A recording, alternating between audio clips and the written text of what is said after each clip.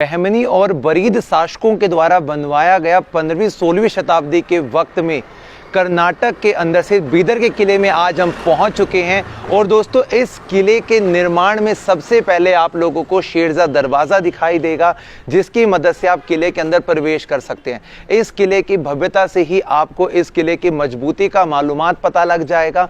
और यहाँ पर जिस तरह के पत्थर इस्तेमाल किए गए हैं दोस्तों, इनका रंग इसी प्रकार का लाल बना हुआ है।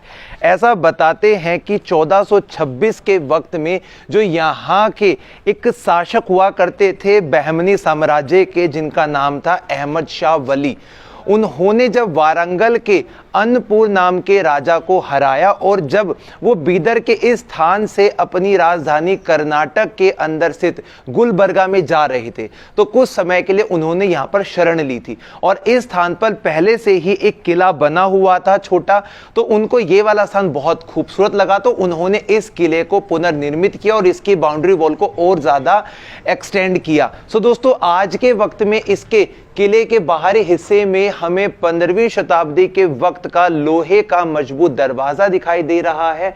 और इसका जो कंस्ट्रक्शन है उसके अंदर हम दक्कनी शैली को देख पा रहे हैं और बहमनी साम्राज्य की शैली को साफ तौर पर समझ पा रहे हैं।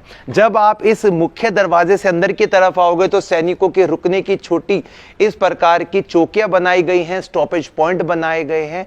और जो शेरशाह दरवाजा बना हुआ है दोस्तों, इसी दरवाजे के दूसरे वाले हिस्से में भी देखेंगे आप तो सैनिक चौकियां आपको घुमावदार तरीके से दिखाई देंगी, जिससे मालूम पड़ता है कि किले की सुरक्षा को और अधिक मजबूत बनाने के लिए इस तरह की चौकियां बनाई जाती थी।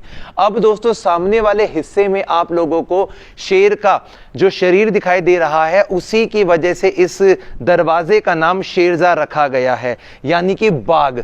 और इस दरवाजे को घुमावदार तरीके से बनाया गया है क्योंकि पहले के युद्ध में लड़ाई के लिए हाथियों का इस्तेमाल किया जाता था। तो एक दरवाजा टूट जाएगा तो दूसरा दरवाजा इस किले की सुरक्षा करेगा।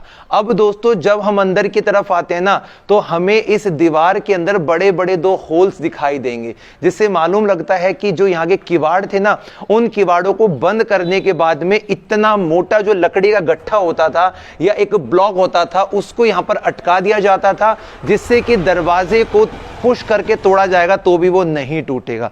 जब आप इस दरवाजे से थोड़ा और अंदर की तरफ आते हैं तो एक तरफ आप लोगों को सैनिकों की बड़ी चौकियां दिखाई देंगी और यहाँ पर सैनिक हथियार बंद हमेशा ही तैनात रहा करते थे। इस वाले हिस्से से आप इसकी जो वॉल है इसके ऊपर चढ़ सकते हो और इसके ऊपरी भाग पर आप देख सकते हो। ऐसा पता लगता है कि मोहम्मद बिन तुगलक के समय में 1347 के वक्त में एक व्यक्ति हुआ करते थे हसन गंगू, जिनका नाम था हसन बहमनी, जिन्होंने बहमन साम्राज्य की शुरुआत की थी। और उन्होंने जब अपने आप को स्वतंत्र घोषित किया, हसन गंगू ने, या जफर खान भी उनको कहा जाता है, तो उन्होंने अपनी राजधानी दौलताबाद को छोड़कर कर्नाटक के अंदर स्थित गुलबर्गा को बना लिया था। और उन्हीं के वंशावली के जो 9वें सुल्तान थे अहमद शाह, जिन्होंने इस किले को 1426 में शुरू किया और 1432 तक ये बड़ी बड़ी ऊंची प्राचीर यहाँ पर बनवा डाली, जो इस किले को और भी ज़्यादा मजबूती देती थी। अब दोस्तों, यहाँ पर काफ़ी सारे आपको ये आर्चिस दिखाई दे रहे हैं, तो आप सोचेंगे कि किले में प्रवेश करते ही आर्चिस का क्या काम है।